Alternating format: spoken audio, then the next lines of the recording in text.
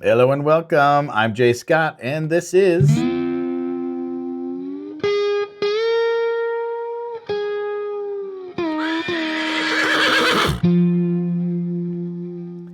everybody. Welcome to the Crypto Cowboy Show. Today, what I thought I'd do is I'm going to play a video with Anthony Scaramucci and Mike Novogratz.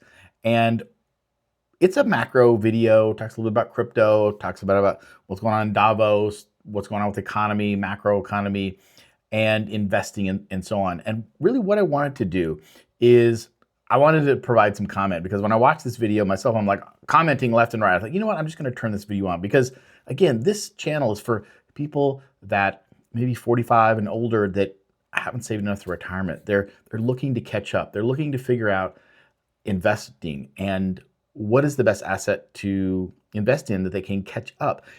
Typically, like myself, I wasn't a big time investor. I let a financial advisor do that. Just put my stuff in my 401k and then my IRA, and it sat there and earned it 7%. And I realized that's not going to cut it, because I don't have 40 years to compound. I've only got 10 or 15 years, and I need to be in assets that are going to get me to a comfortable retirement. So I watch a lot of videos. I watch a lot of podcasts, and I do it so I understand what's going on in the world, what's going on in the macro. So I understand, are my assets, are they in a good shape now? Where are they going to be? And should I start looking to maybe change them out?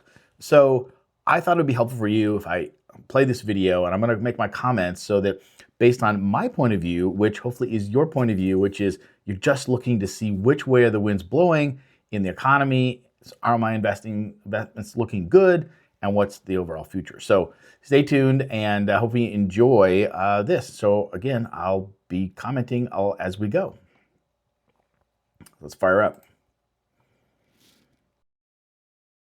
Welcome to All Things Markets. I'm Anthony Scaramucci. And I'm a red-looking Mike Novogratz. All right, Mike, you're in Europe right now. You're on your way to Asia. So I'm just back from Davos. Lots to discuss. We got to start with Davos. All right, got to start with Davos. All right, so let's start with Davos. I'm going to give you 3 points and get you to react to them. You weren't there. I was there, so I may be too biased. But I sort of felt like Ray Dalio's messaging was underreported. And what was Ray Dalio's messaging? He basically is saying that fiat currency and debt are losing their roles as trusted stores of value. If you go to trueflation.com as an example, the dollar is down since January of 2020, approximately 31%. And he feels like we're heading into a debt super cycle where we're going to be borrowing money to pay the interest on the money and printing money. And that's why he feels so strongly about gold, Bitcoin, and other assets. So let's start there, because I felt like that was underreported, Mike, and people are indifferent to this. What do you think's going on? I think that is a great place to start. Listen, I think to Ray's point, you have to add Mark Carney's speech, where he broadly said, hey, the old world order is dead, and there's a new world order that is going to emerge. Add it with Keir Starmer's comments, the UK Prime Minister, who broadly said, you just can't trust treaties and deals and arrangements anymore, i.e. you just can't trust the United States. Right. You added to those two things, and literally... Is that a Trump-centric thing, though, Michael? It is a Trump-centric thing. Yeah. And when you add that extra fuel to the fire, I actually was sitting there and I bought a ton of calls on the euro and bought more Aussie. I just said, oh my goodness, here the start of the dollar unwind acceleration happens. And yesterday, the United States actually came in on behalf of the Bank of Japan, and they checked currency rates. They didn't sell any dollars, but they called the dealers and said, hey, where would you be for? That means they're either going to prepare to sell dollars for the Bank of Japan because the yen keeps weakening, or for themselves, most likely for the Bank of Japan. But it's signifying they're okay with the stronger yen, a weaker dollar. And we had one of the biggest down days in the dollar that I can remember in years. I was short dollar, and every time I looked at my little P&L meter on my phone, my smile got bigger and bigger. Gold, of course, continues its move. It's, right at 5,000 at this point. Silver's at 100. And so we're having this acceleration of that theory, that thesis that Ray had. What's interesting is, while rates have sold off some, right? The U.S. 10-year rate has sold off, and full disclosure, I'm short that. I expect rates to go higher. They haven't started kind of selling off with any kind of pace that would get you really worried. But I think we're in that. That's the narrative that happened last year. And if you were a trader that just stayed in those trades, Ray Dalio's no longer at Bridgewater, but his old shop had those trades on, and they were the best performing macro fund last year, up 35% or something like that. And I think that's this year's thesis as well. Right. So we have to be worried. Okay. Concomitant to his remarks, I picked out a few things that I wanted to speak to you about this morning from Davos. Brian Armstrong, somebody you and I know very well. Okay, let's talk about this for a second. Okay, so far they're talking about the dollar going down. It's dropped its value significantly, and I think 30%. He said, right? And the question is, why is that happening? I mean, so Novogratz, he's a big time trader, Wall Street guy, hedge fund guy, or whatever. He's talking about buying calls and puts. I mean, I don't understand any of that. I don't really care about that, but they've got traders are just a different breed. So I don't know, traders, I tend not to want to listen too closely to, but Novogratz we'll talk more about when he gets into crypto, but he's very knowledgeable about where crypto is moving. He's a big believer in Bitcoin and crypto. And so I do listen to what he's saying, but about the trading stuff and about going short and about long, I mean, that's not what we're here for. That's not what I'm here for or you were here for. But it's interesting to note about the dollar. So the question is, why is the dollar going? Why is Trump okay with the dollar going down? They may talk about this further in the video, and we'll come back and comment. But I just wanted to talk about that a little bit, because I believe Donald Trump is they want the dollar to go lower so that they can refinance the debt at a lower rate. And that's one of his goals. He's even said that. He's okay with the dollar going down. As long as the stock market doesn't crash, I think he's okay. And we're going to get some interesting opinions about the dollar going on here, I think, in this interview. But then Scaramucci moves right into talking about Brian Armstrong and some of his comments, which I think are interesting. But I just wanted to go ahead and start. Like, look, when Novogratz starts talking about shorting things and about the market and stuff, just don't pay attention to that right now. We're looking to figure out which way the economy is going, what's happening with the dollar. There's a lot of talk, if you're into crypto, about people going into gold because they think the dollar is going to crash or be unstable and so on, and that the government debt is no longer viable, and that the U.S. economy could be in trouble. You want to be in gold. Well, that's also an argument for Bitcoin. And the question is, why is gold going up and Bitcoin's not? I think they'll get into that, and I'll make some comments about that. Bottom line let me just say right now, I'm okay, because I still believe that Bitcoin in the long term is going to continue to go up, continue to be a hedge. Right now, I think gold is, people know about gold. It's been around forever. Bitcoin's only been around 15, 16 years. So even though it's a better gold, and it's also a hedge against inflation or the dollar declining, the dollar, the economy, inflation's all of it, it's going to take a while. I think eventually more and more people will jump on the Bitcoin wagon that are currently now in gold, but it's going to take some time. But I think it's positive moving forward. All right, so let's continue on here. CEO of Coinbase. He says, we're seeing the birth of a new monetary system. He said that the Bitcoin standard is coming. Okay, so you've got Ray Dalio saying you're back at the Wolf of Wall Street. His lips to God's ears, damn it. Okay, but Michael, what does that mean though for the average person? Okay, it's going to be good for you or me because we're long Bitcoin and we believe in what's going on, and we actually see the tea leaves in terms of the destruction of the value of the dollar. What does it mean for the average person? All right, so let me be really, really clear. The Bitcoin, right, is a technology platform, but really the value of Bitcoin isn't the technology platform, it's the narrative. It's, I believe this is a store of value. I believe this is digital gold. And if I believe it, and Anthony believes it, and Ray Dalio believes it, and Larry Fink believes it, and people all over the world believe it, then it is.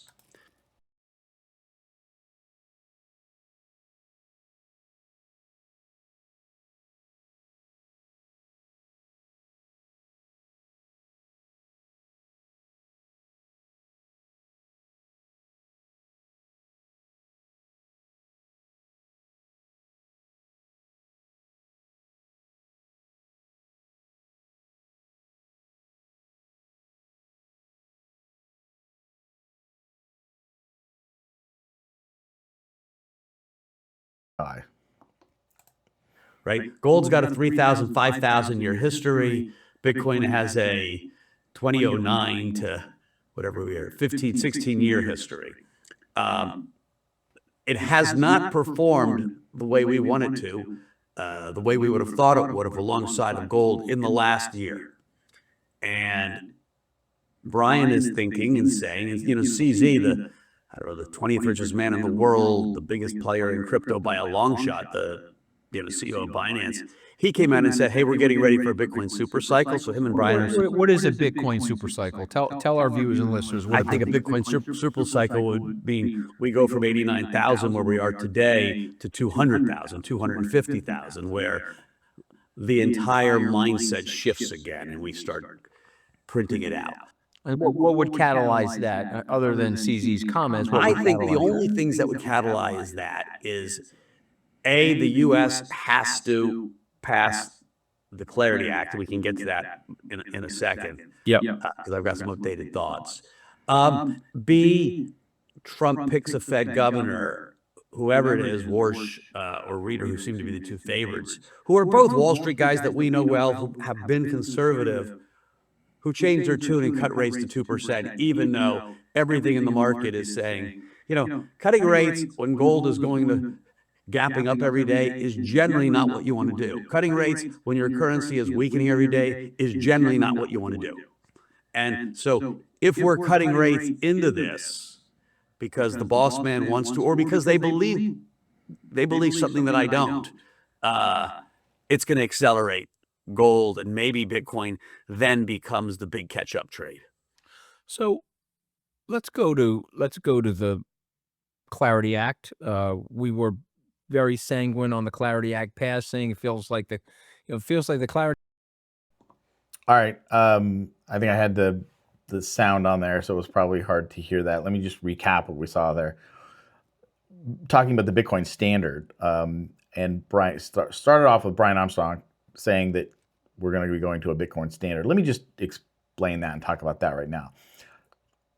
When Bitcoin was created, it was created as a new currency.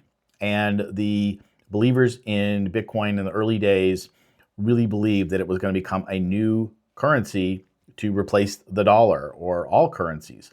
And because just like gold was back in antiquities, and at one point was the standard, everything was backed by gold. And then in 1971, when Nixon took us off the gold standard, and then now it was just about fiat currencies, which can be printed, and now is being printed to an extraordinary level. And that's why we're seeing inflation and money debasement. It's really why you want to have your money in hard assets like gold or Bitcoin, because they can't be deflated, they can't be devalued. There's only 21 million Bitcoin ever going to be, and gold is really hard to pull out of the ground and create. So it's very hard to create more of it. Unlike fiat currencies, which you just print more, which all governments are doing now.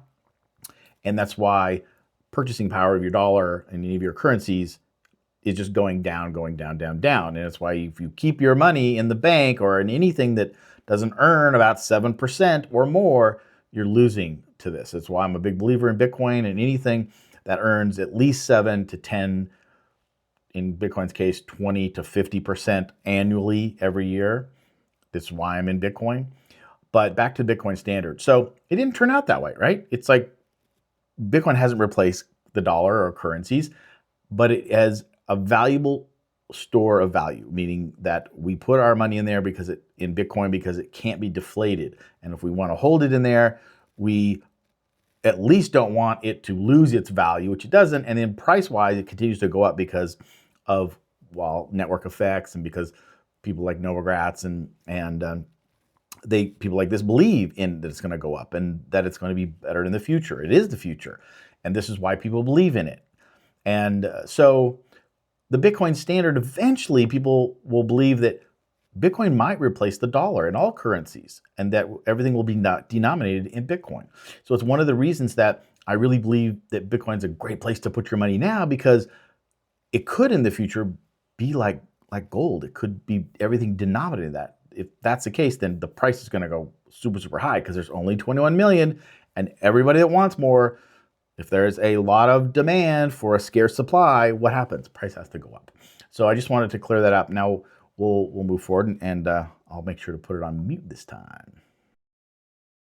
The act is moving with Rick Reeder. You know, it was down, and now Rick Reeder's at 58%.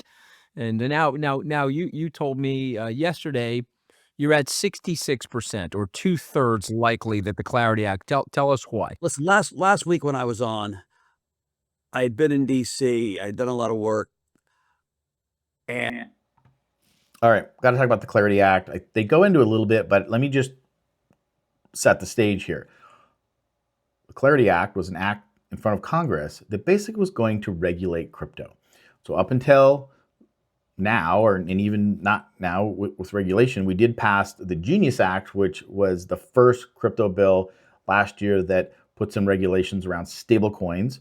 And that's really good for crypto. It's moving it forward, but there's still a lot of issues that need to be ironed out, like what is a security, what is a token, what is a crypto token, how should it be regulated, and so on. So that's being talked about right now in Congress. It looked like it was potentially going to pass last couple of weeks, but then Brian Armstrong from Coinbase came in and said, no, look, this bill isn't really good. It doesn't really help us out. We'd rather have no bill than what this bill is going to move forward to be. A lot of people in crypto really want this bill to pass, because once it passed, it's going to open the floodgates. People will start creating more crypto projects, and the price of a lot of cryptos should move up. So a lot of people are really excited for this. The problem is if the regulation is in there, is basically just going to allow Wall Street to come in and capture everything like they have now. Well, it kind of takes the point out of why we had crypto in the first place. And again, just for the very, very few beginners here, let me just say Bitcoin was the first cryptocurrency ever created. Bitcoin has turned out to be a store of value like gold. We invest in it because we believe that the price of it will go up, or it will never be devalued, at least like the dollars are. So it's why we want to put our money in there. From that, then other cryptocurrencies were created, like Ethereum and Solana and Cardano. These cryptocurrencies were basically blockchain technologies that were created so that new applications could be built on top of that would have security for moving money and value back and forth. And this is what crypto does really well. Blockchain allows us to move value from point A to point B without middlemen, because the blockchain is the trust. So there's a little bit of history what they're talking about. So up until last year, basically the SEC just would sue anybody that would try to create a crypto project and say, nope, this is more like a security. You need to register with us, and if not, we're going to sue you. And it was a very advantageous situation for anybody that was trying to create and build crypto projects. Now with the Trump administration, there's a much more favorable, like, crypto is the future. Let's put some regulations, some rules behind this so we can move forward, create new projects, create value, and not stifle innovation, that we're creating the future of finance. And that's what crypto and blockchain is. So that's what they're talking about, the Clarity Act. Just wanted to set the tone for that. and it felt pretty good. There were a few smaller issues, mostly around the interest on banks, interest on stable coins with banks, that I thought would get worked out in a compromise. Brian Armstrong, who has, he's the big dog in the room in the U.S., he basically said, no, we're not going to compromise on the stablecoin interest piece of this. And that, alongside a huge effort of lobbying by the banks, just put it on hold. The way the Senate rules and process works, the Senate Banking Committee, who had been in the lead of getting this done, said, at too much heat, we're going to go pens down. We're going to deal with some other issues and come back to this. Okay, so that's another critical point. Think about this. What was happening was stablecoins, which got passed in the Genius Act last month, there was regulation around what is a stablecoin. Just again, that is a crypto coin that is pegged to the dollar or another currency, but in this case, most of them, you've got Tether USDT and Circle USDC, which are dollar-based crypto coins, if you will, stable coins. They don't move up and down in price. They stay at $1. Why would you want that? Well, now you can use the efficiency of the blockchain and convert your dollars into a stable coin, dollar for dollar, and then send those stable coins or digital dollars, if you will, from one person to the other person across the country, across the world. And it's much faster. I mean, right now, if you do that with thousands of millions of dollars, you go through the SWIFT system, through the banking system, the international system. It takes 3 or 4 days for that all to clear because all the middlemen have to check to make sure that everything is kosher so that that money that was sent from point A to point B actually gets there. Crypto gets rid of all of the middlemen. The network is the trust. So when you send $1 of a stable coin from somebody from one part of the world to the other part, it's instant. It goes into their wallet instantly. So this is the future of money. And this is all being worked out now, how to regulate it, how to make sure that there's no scammers or illegal sending of transactions and so on. So the Genius Act puts some rules behind that. And it pretty much says that the issues of the stablecoin, these are private companies, Tether as being one, Circle being the other one, they have to make sure that every dollar that's converted into a stablecoin is backed by a U.S. security. So it's a way to keep the dollar relevant because all the stablecoins, if people move their dollars into stablecoins, they're still backed by U.S. treasuries. So that's keeping the dollar active in a way, right? We're just now using the new technology of a digital dollar to send value and transfer back and forth efficiently on the blockchain. So what happened was the banks don't like that because right now the banks have, okay, so let me back up. So one of the stipulations is if you buy your stable coins, your dollars, can you park those in a protocol or some company that then will give you interest, right? Because if you're giving your dollars to somebody, you should earn an interest. Well, what do the banks charge right now? 0.1%, like 0.5, like less than 1%. You give them your dollars, they go loan it out, make money, or go buy treasuries and make 4 or 5% on the treasuries, but you get less than 1%. Well, it's the way it's always been, but is that really fair? So what's now being talked about is if I buy stable coins, and you can do this on Coinbase right now and other different crypto companies, take your stable coins, put them in with that company, and they'll give you 2 or 3%. So much better than a bank. So, well, the banks don't like that, right? They're going to lose all of that capital. So right now in the Genius Act, there was some laws passed that makes that legal right now. And so, like I say, on Coinbase right now, you can buy stablecoins, put it there, and earn, I think it's 3 or 4%, just having your stablecoin sit there. It's a hell of a lot better than a bank right now. And there are other companies that do that. Well, now the banking cartel, the banking lobby is saying, no, we don't really like that. We want to make sure that now that this new act, this new Clarity Act, either pulls that back and doesn't allow that, or they want to start shaping this. And this is very key. It's why I pay attention to these bills in Congress that deal with crypto, because they really are going to shape on how crypto is adopted and then the rules going forward. And one of the areas that a lot of people in crypto are afraid of is that Wall Street, the current people that control all your money, and the whole reason why Bitcoin was created, to give us freedom, so we have other choices with our money, who controls it, who owns it. With Bitcoin, if you hold it in your own secure wallet, no one can shut it down, no one can confiscate it, no one can do anything other than like your money in a bank. If the bank goes bankrupt or decides they don't like you, they can shut off access. Can't do that with Bitcoin and crypto that you hold in your own crypto wallets. But the banks don't want that. A lot of finance companies don't want that. They want to keep control. So right now there's this fight for it. And the history of crypto was that they knew this was an existential threat to them. So this is why crypto got such a bad rap out there, was because the banks and the government, because government want to control and the banking industry want to control and they don't want to lose their streams of income, they started putting all these bad stories about crypto out there. And it really got a bad rap. And the media started to buy in on it. And it's taken just literally after Trump got reelected to basically say, no, crypto is good for the future. We want to help regulate it, and because it is the future. But again, the banks and a lot of financial companies don't want this to happen. They don't want to lose their control and their gravy train. And so if you're into crypto, you want to earn a fair share on your money. If you're going to park it somewhere, you should earn more than 0.5%. And the crypto people are willing to pay you 3 or 4%. Now they're going to invest those in treasuries too and earn 4, 5 or 6%. They're just saying we'll give you a reasonable rate, which is like 3 or 4%. And so it just makes sense. So the banks don't want this to happen. So this is the background. Just thought I would interject that when they're talking about this Clarity Act.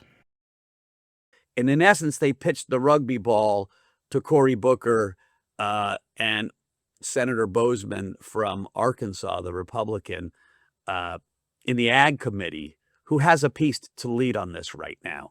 And so all eyes on the Ag Committee. I've spoken to many. Why is it the Ag Committee? Isn't that weird? I can understand why the Banking Finance Committee is interested in this, but why is the Ag Committee involved? Well, it's because the CFTC, which is another regulation, they regulate commodities like gold and silver and oil and wheat and so on. Well, Bitcoin is considered a commodity, just like gold. And so the CTFC regulates Bitcoin, basically. Now, other cryptos like Ethereum and Solana and the rest of the thousands of them out there, they're trying to figure out who's going to regulate them. It looks like the SEC will be doing that. But there's this argument still going on. It's like, should the CFTC be regulating this, or should the SEC be regulating this?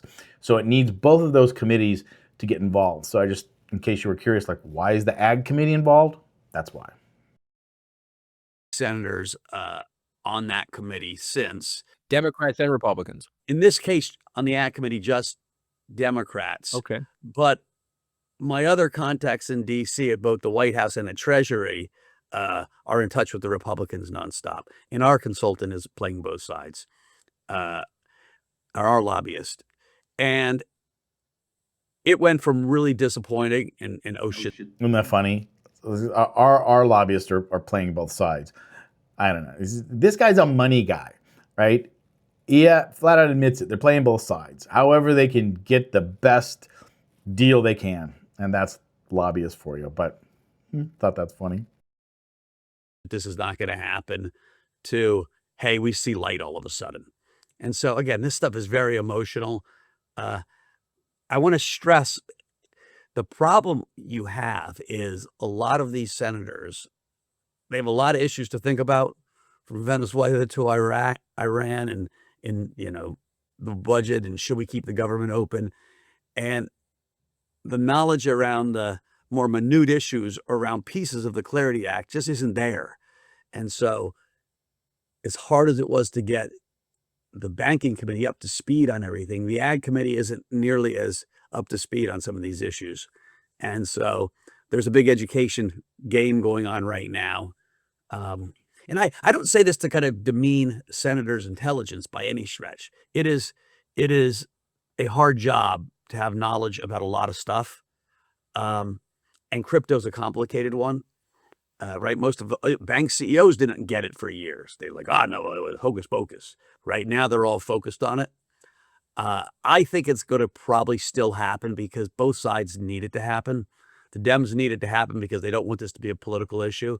But I tell you, with every week that ICE gets worse, or the perception of us being an isolationist versus what we had traditionally been, right, leaving the world order, that's not a Democratic desire.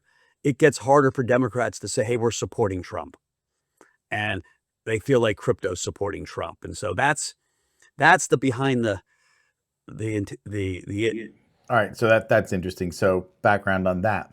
So when Trump got elected in 2024, he immediately launched a crypto token or meme token, and then one from Melania, and made millions of dollars. And it really rubbed people the wrong way. It's like he's taking advantage of this, and I think a lot of people don't like that, right? In crypto or non-crypto, it's like, why is Trump doing that? To me, somebody that's interested in crypto flourishing, for him to do that just made it look sleazy, and it does. And of course, so the Democrats, just like Novogratz said, it's like anything that goes along with crypto, they think goes along with what Trump wants, and so they don't want that. So, excuse me. So this Clarity Act, we need Republicans and Democrats to get together and pass this law. And so the Democrats are pushing back because they think anything for crypto is for Trump, and of course they don't want that. So I think they're wrapping this up. Just to wrap up also on the Clarity Act. So it's something to keep in mind. It's going to be good, I think, for crypto to proliferate. We're going to need some regulations because we want to kick out the scammers. We want a environment where people can feel free to innovate and create new crypto projects without thinking that they're going to go to jail for something, which is what happened in the Biden administration before. So this is good news, although we don't want so much regulation around it that we can't do anything and that it just becomes another dollar or fiat thing, and it doesn't have the uniqueness of crypto that gives us the freedom that we really believe that Bitcoin and crypto can bring us. And we don't want to hamper that so much. So it is a fine line. There's going to need to be some regulation which will put some rails around things, but not enough to where it just now Wall Street wins and their lobby wins out, because then we're back at square one. The actual issues, energy, but I think both benefit from getting this done, so I think it will get done. Michael, in addition to all of that, okay, that would be very good for Bitcoin, and maybe the world does need a new currency standard given everything that's going on. I think it's going to be very disruptive if that happens. Oh, let me tell you, I said, Anthony, over and over, I don't want Bitcoin at $1 million anytime soon. Right. Because that means we have lost control of our financial system, and that means we start losing civil society. I agree. This is going to happen, in my belief, and look, a lot of these guys, they believe it too, that this is the future and that there will be probably a Bitcoin standard that will take over. But it's got to go at a slow pace.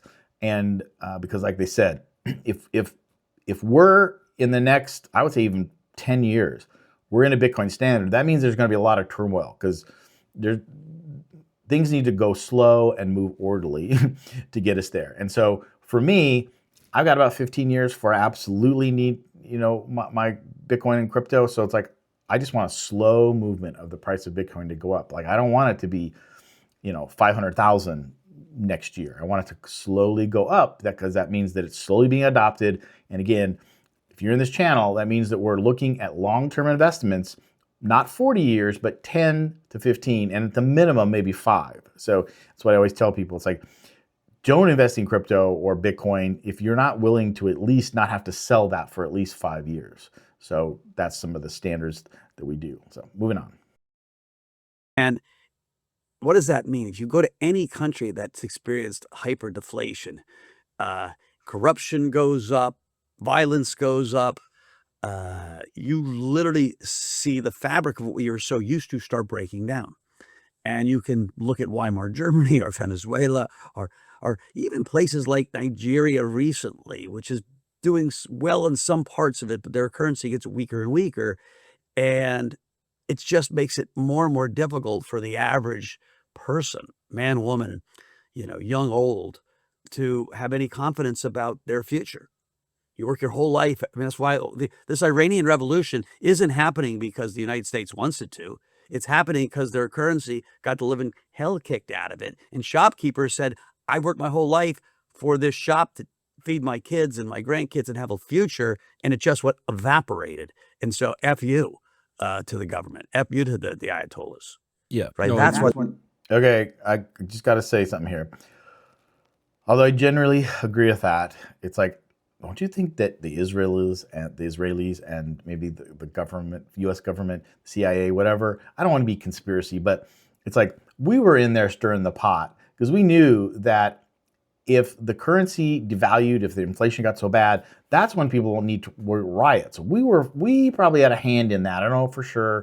Don't want to be conspiratorial, but he seems a little naive there. Just thinking like, well, the currency just dropping on its own. I think there was some people in there, CIA, Israel, they were in there stirring the pot a little bit to make sure this happened because we want that to be overthrown. And if we could, the best way to stir people up is their pocketbook. So just throw that in there. The revolution's happening. Listen, it's super scary because your currency should be a store of value, and we don't have it as a store of value anymore. People have to get rid of the currency pretty quickly if they want to have some semblance of saving. So that's a scary thing. But I want to go to Howard Lutnick for a second, Secretary of Commerce. Again, I picked these out to address with you this morning. And this is basically his central quote, globalization has failed the West and the United States. But Michael, when you look at the statistics, that is actually not true. Globalization has done more for the West, lifted billions of people out of poverty, better distribution, lower cost manufacturing. I could list off statistic after statistic, but the culture war that's running, pitting each of us against each other in social media is suggesting that the globalization is dead. What say you? Globalization dead? Larry Fink doesn't think so. I'm just wondering why Howard is so locked in on this. Well, to start with, I would say there's no country that's done better in the last 15, 20 years than the United States. Our stock market's on the high, our percent of GDP, global percent of GDP is on the high. Yeah, and just to interrupt you for a second, in the last 5 years, our percentage of global GDP went from 24 to 26.2. Okay, so that is an extraordinary increase. Moreover, coming out of COVID, we've grown our economy faster and better than any other place, and we're almost double the European economy now. So Yeah, go ahead. it looked like 20 years ago, we were kind of, it was Europe, and when we put all Europe together, they were roughly the size of the US economy, and now we're almost double that. And so America has been winning, period. Now, where Howard is right is globalization failed the working class and the middle class in the West, both in the UK and in the US and in most Western places. And that first was really noticed here in the UK with Brexit. 2015, we were like, how in the hell? What?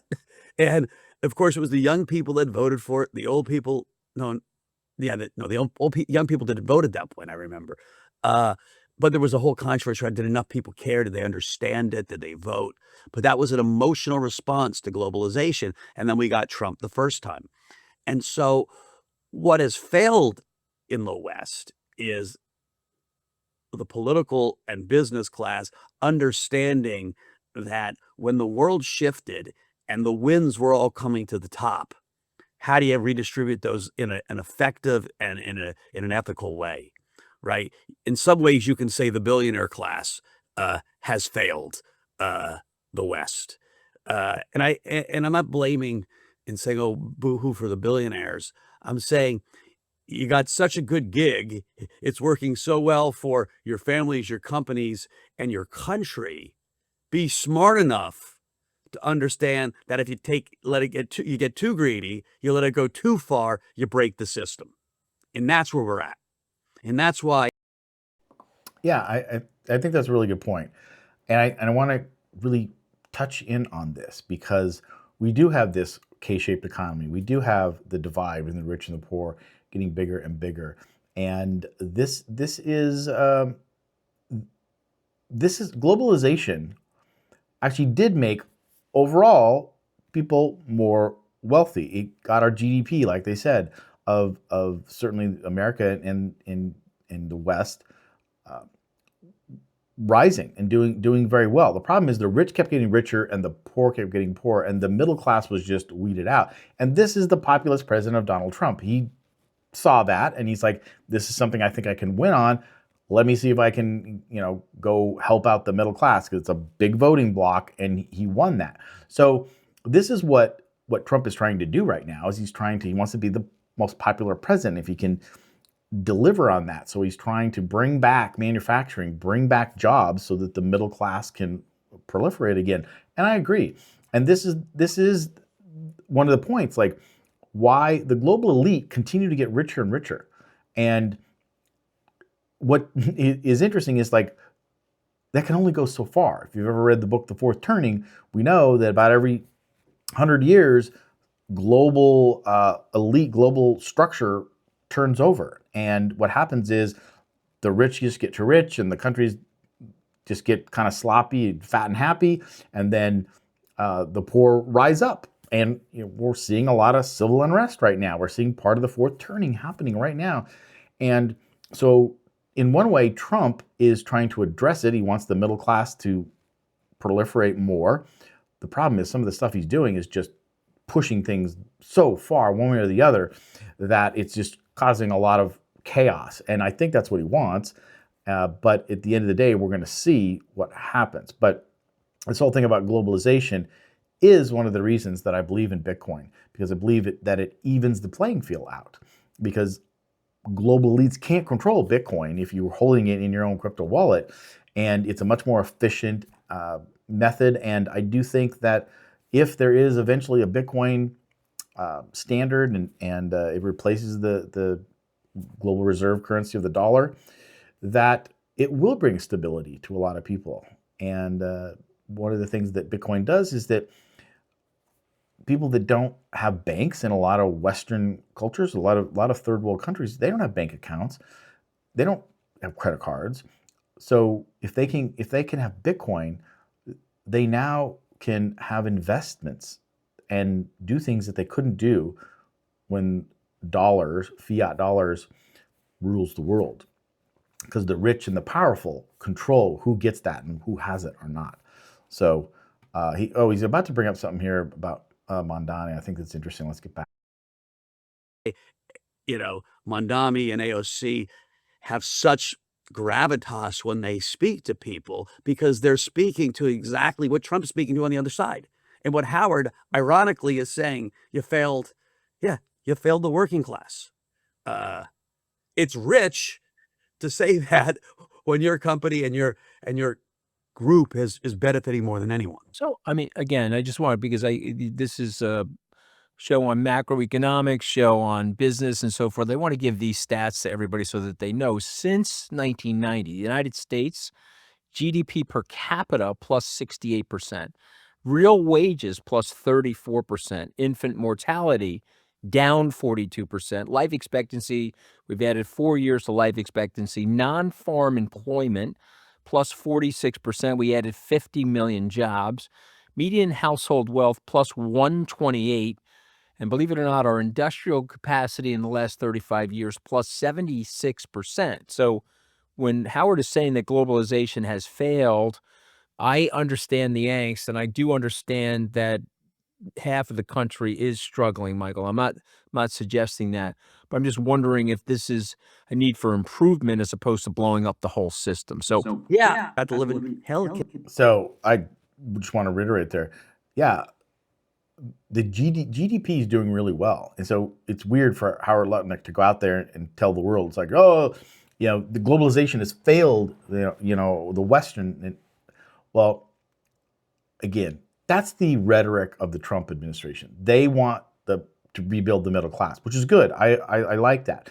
But globalization is an issue, but it isn't an issue of that it made Western states poor. No, it's proliferated for GDP as a whole and for efficiency of our government and our economy as a whole.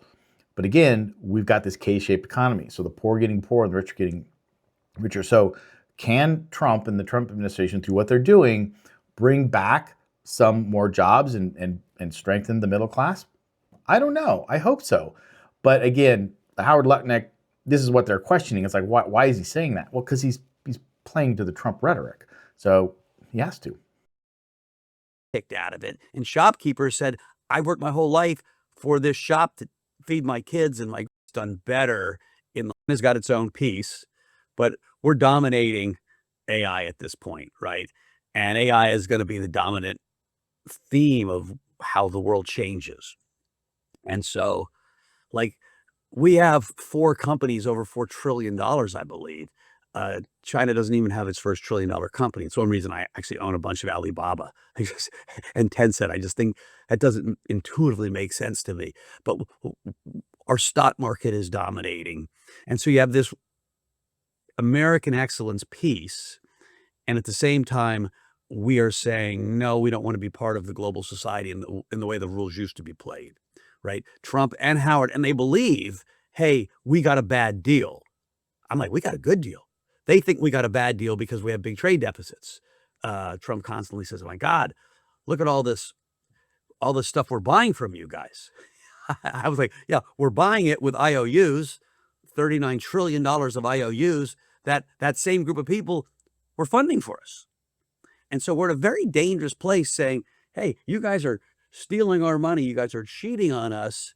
And they're going to say, give us our IOUs back. You owe us $39 trillion. And so I think it's a dangerous game we're playing. You know, Scott Bassett knows the game. Rick Reeder knows the game. Kevin Warsh knows the game. And so they think they can play it and win it. The market right now is not giving them that report card when you look at the price of gold. And the acceleration of the price of gold is saying, hey, these guys are starting to lose this game. Just that's the only way you can look at it. Bitcoin on a relative. Oh, they're going to talk about Bitcoin here, but I would just want to comment again. Yeah, I think it is a dangerous game. Again, it's because Trump wants to be a populist president. And so if they can do these things that potentially are going to wreck other areas, if he can increase the middle class, then I think he considers that a win. And as long as the stock market's not crashing, because a lot of people have their 401ks in the stock market, in index funds, not me, and hopefully not you, depending on where you are, but if you're 45 or older and you know you have to catch up on your retirement, you got to be in something that's 20% or more. But millions of people are still buying the fact that it's just plop it into index funds. And again, let me be clear, if you got 30 or 40 years, that's a good place to be. If you only got 10 or 15 years, probably not a great place to be. Bitcoin's a great place to be, not financial advice. This is just how I do it. It's what I talk about on this channel. So, talked about gold. And you're right, gold, when the things get crazy in the economy and in the world, and it's unstable, people are like, I just want to put stuff in gold because I'm not sure if the dollar's going to be around, what's going to happen. I get it. And now Bitcoin, I think he's going to talk about this, is that people will be putting money in Bitcoin too. It's just that gold is easier to understand. It's been around forever. But that will start to bleed into Bitcoin, I believe, as the years go on and more uncertainty happens. So I think it's good news for Bitcoin holders. Let's see what Anthony has to say here. Basis, last 6 months is down 45% relative to gold. You know, it's up 3 times since the Sam Bankman-Fried debacle, Bitcoin. And obviously, if you looked at it over a 2-year period, it's outperformed. I'm not trying to cherry pick time periods, but what would you say to Galaxy investors, Bitcoin investors, about the 3.5 months of treading water while other currency debasement assets are going up? You know, I think Brian Armstrong did something that was really smart and really important this week. It didn't get reported because there was so much else being reported. He said, hey, we're setting up an institute to focus to both on the understanding of how quantum would impact Bitcoin and make sure it doesn't impact Bitcoin and the education around that issue. The single largest issue facing a lot of the old Bitcoin whales is people are worried about quantum computing coming in and wrecking the whole Bitcoin system. And their narrative is this AI is getting so damn smart. Yeah, Novogratz and his friends can never figure out quantum, but maybe Superbrain can figure out quantum, and that would be the end of the Bitcoin ecosystem. And that narrative is picked up, and that is the narrative that's getting a lot of the big giant whales to say, let me just take some chips off the table. And so at the same time Bitcoin's being adopted by guys like Larry Fink and all their clients and now Morgan Stanley, you have this distribution coming from people that are worried about quantum. Okay, so a little bit of background on that.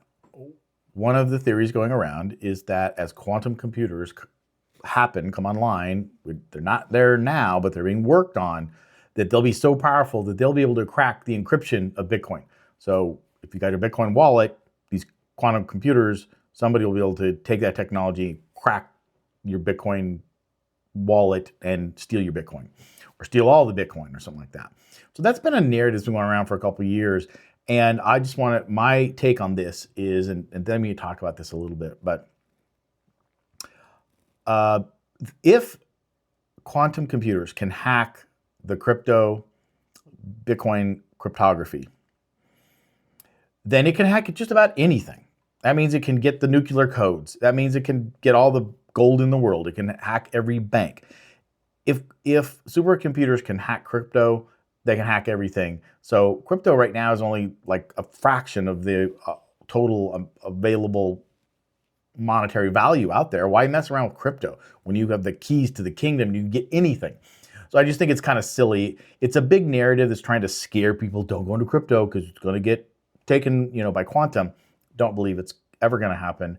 And I think he goes on to explain this a little bit. But if it's going to happen, and I think like what he said, that Brian Armstrong and Coinbase are going to start looking into this because there's so much value there that they're not going to want that to happen. So they're going to start maybe changing the code or doing something to protect it if the quantum computers get so good. And I think that should happen.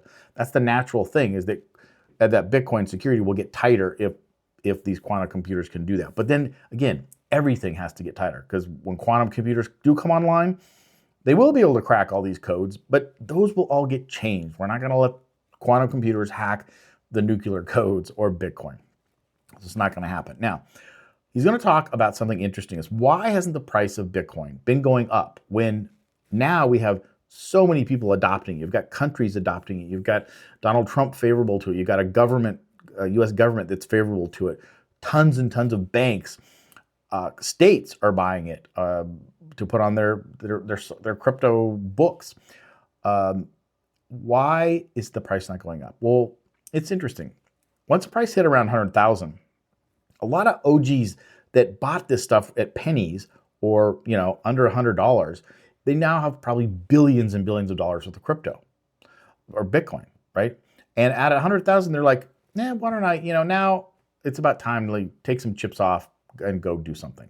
So what he's saying is that that's been happening, and so a lot of the OOGs that have been around and that have billions of dollars worth of Bitcoin are starting to sell that some above 100,000, or like let me just take half of it or quarter of it or whatever, and I'll sell that. So you've got that sell pressure. And then he thinks that even some of those OGs are like, and quantum's going to come on here. It's like, I don't want to have my billions of dollars and maybe it can get hacked. Maybe I should move out. That's what he's saying is one of the reasons that the price isn't going up, because there's so many people still selling. I think it's a combination maybe of both those things. I hope it's not the quantum thing, because I don't think that's real. It was interesting. Someone literally minutes before Brian's announcement came out to me and said, "God, Michael Saylor owns more Bitcoin than anyone on the planet. He should launch and put a bunch of money into this." And I was like, "Woo!" Brian beat him to the punch.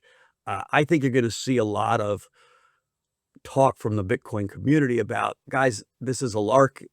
It's not going to ruin Bitcoin.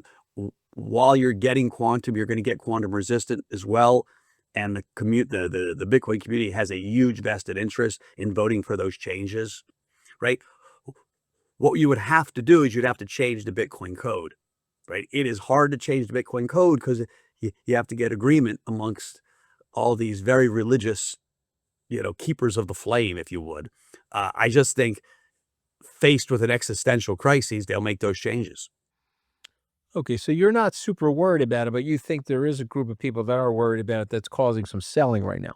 Yeah, this is the only thing I can come up with that explains how poorly Bitcoin has done in the last 4 months relative to gold is we crossed 100,000. That felt like we won the marathon. It gave people the right, in essence, in their mind to say, hey, let me take some chips off the table so I can buy a boat or buy a sports team or buy a house or buy something. And then quantum picked up, and that was like, yeah, well, it's been a good run, maybe. And so I think you're seeing people take chips off the table, and most of those are from big old stacks. I don't want to undersell or under explain how hard it is to own something and hold it for 15, 16, 17, 18 years. You know, there's all this, every once in a while you see on Twitter, Bill Gates would have been the first trillionaire if Warren Buffett never convinced him to sell any Microsoft. And that's true, right? The great fortunes of the world are made in trend. And people have made great fortunes in Bitcoin in trend. Why they deserve all the praise from every speculator that you can come up with is because the market was liquid enough for them to sell the whole time. We're going to see an equal fortune in SpaceX owners when it goes public, right? Made that you saw in Bitcoin, holders. If SpaceX gets to 1.5 trillion, which they're talking about, and then goes up, you're going to have created $2 trillion of wealth. But as a SpaceX holder, it's really hard to sell it. You're kind of stuck in it. Now there's some liquidity in it in the secondary, but there wasn't from the first 10 years I was in it. It was just in the back of your portfolio. You didn't think about it because you couldn't. But Bitcoin, you could look at the price every day. And so I give so much credit to the hodlers because it was a religious idea, right? They bought into Bitcoin not because of speculation, because of fundamental belief system. And that's changing a little bit. Something cracked in that. And we need to see, for Brian Armstrong to be right, for CZ to be right, we need to see that selling stop. Because if it was without that selling, we'd already been at 200,000. Yeah, I mean. Okay, so a little bit of context. It is a good point about the having to hold something that's going up in so much value and never selling it for 15 years is pretty amazing. And there's lots of theories out there about why the price isn't going higher. This is one of the predominant ones, is that the old guard that got it really, really cheap because it was a religion. It was we're going to prove that this is a new monetary system, that this is better than the current financial system, and Bitcoin is going to be it. Well, that's why they originally bought it. Then it started going from price, and then they were worth billions, and they're like, but I'm not in it for that. I'm not in it for the speculation. I'm in it because I believe it's freedom. It's freedom in so many ways. That's why my company's called Freedom Life 3.0, because I really believe that Bitcoin represented just the freedom of the past, the control of our money by the banks and the financial system and government. And even though right now it's not really that, the dollar still reigns supreme, and the governments are involved, and Wall Street's still involved, and we still have to pay things with dollars. There's still that ethos there, which I fully believe in. But I'm also a realist and realize that it is going up 50% a year on average. And if I can just put my money in there, and if I can hold it 5, 10, 15 years, there's a good chance that I'm going to have a good chunk of money that I can retire on. I don't think I'm not being greedy or whatever. So it's a combination of, I believe on the ethos of Bitcoin, but also believe that it's the best place to put your money to earn a decent rate of return that's going to get you to $1 million or $2 million in your retirement if you've only got 10 or 15 years. You need something that's 20% or more. So I keep coming back to that because I think that's here. If you're watching this video, it's here on this channel, and that's what we're going to be talking about. So the stuff that these guys are talking about, I think it's important to understand the narrative, and hopefully I've filled in some of the little gaps, because if you're watching these videos on your own, or you're watching other videos about the economy and macroeconomy and finances and investing, and you don't know the context of it, hopefully this is allowing you to understand that. But yeah, I think that Novogratz had some good points there, and I agree. Raoul Paul, others say, you're 160, 200,000 based on the valuation relative to gold. And so we'll see if they'll catalyze. Before I let you go, I want to address one other thing that happened at Davos. somebody you and I know very well. I also had the chance to talk to him privately at Davos, is JP Morgan Chase CEO Jamie Dimon. He's being sued by Donald Trump for not banking him. So he's suing JP Morgan, but he's also suing Jamie Dimon, the senior editor from The Economist, was asking Jamie about the chilling effect that Trump has had on CEOs. If you say something negative about Trump, he comes at you with a tariff, as he's now going to impose on Mark Carney, 100% tariff on Mark Carney if he teams up with the Chinese. That's today's missive. And Jamie, you said something about me I didn't like. I'm bringing a lawsuit against you for $5 billion.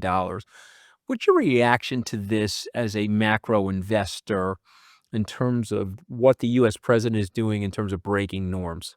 Listen, I think Jamie has probably been the CEO of large companies that has walked the line and kept his integrity, yet not been inflammatory, right? He stays very sober and very measured. And he's very honest. He says, "Hey, I don't think this is great." Right? So if I put the Jamie skeleton on myself, I would say, Jamie Dimon has been against Bitcoin from the beginning. He's still not a big fan. Well, he owns it, and now J.P. Morgan is going to allow people to buy and custody Bitcoin there. But they have to. The train was running past them; they had to jump on. But he wanted to slow it down, and so he's been bad mouthing crypto for a long time.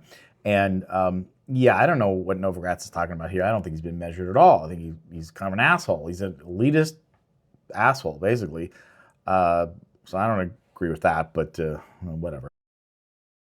Anthony, of course it's not great when the president of the United States sues the number one guy in finance over something that happened 8 years ago that he will lose the lawsuit in.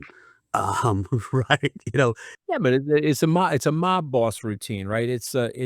I'm suing Jerome Powell because when Rick Reeder takes the job, I'll kick your ass in if you don't do what I say. I'm suing Jamie to really freak out everybody else in the room and all the public boards, all the corporate public boards. As Jamie would say, that's no one thinks that's good for confidence in business. Period. End of story.